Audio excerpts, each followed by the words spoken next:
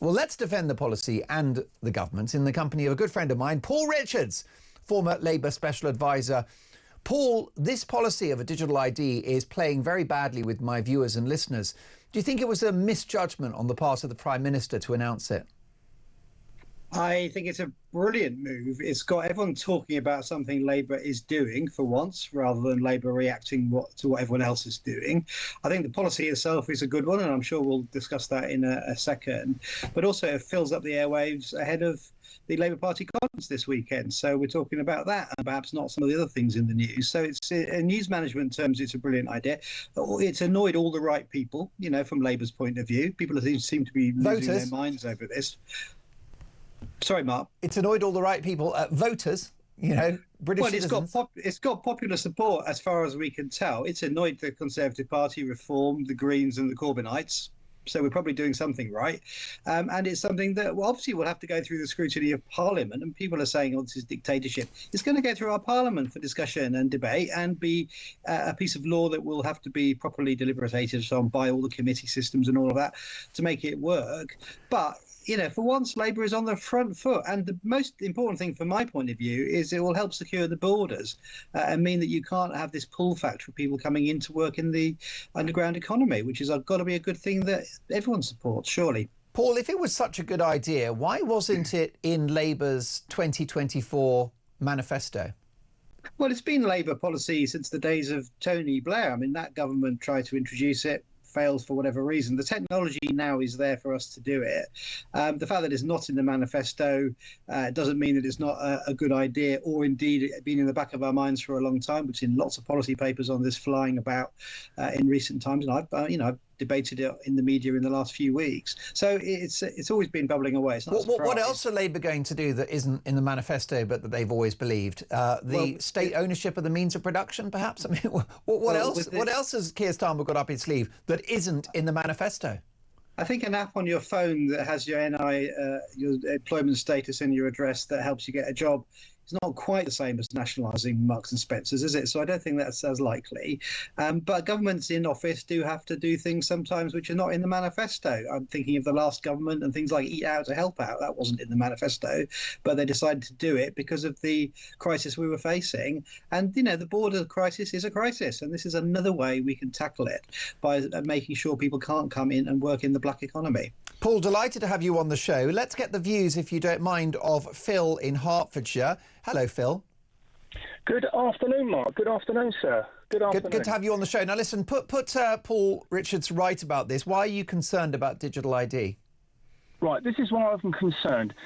They are applying the same psychology that they did with the COVID jab.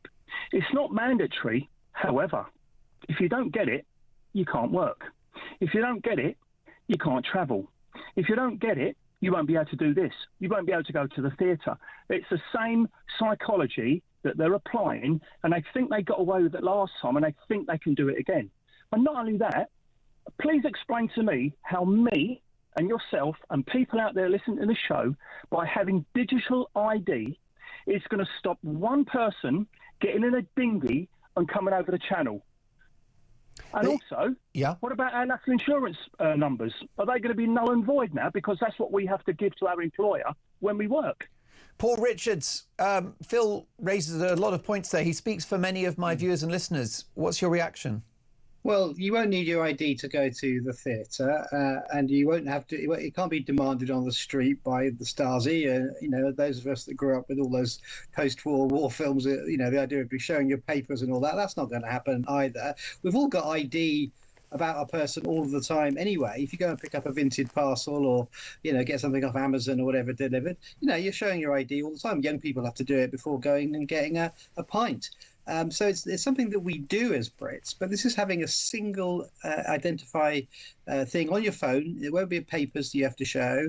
And of course, Phil's right. It's not going to stop the boats overnight if people say, oh, no, I'll have to get a digital ID. But it's just another way to stop those pull factors and crack down on some of those rogue employers who are employing people off the books.